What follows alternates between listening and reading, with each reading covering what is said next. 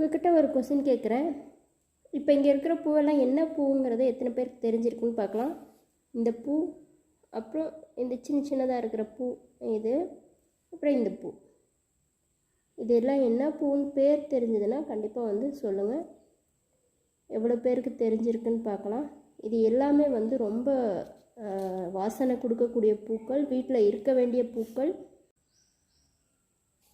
இந்த பூ எல்லாமே வந்து ரொம்ப ஸ்பெஷலான பூக்கள். இந்த பூவை கோத்ததுக்கப்புறம் பாருங்கள் எவ்வளோ அழகாக இருக்குது. இதை எப்படியே நம்ம வந்து தலையில் வச்சுக்கலாம்.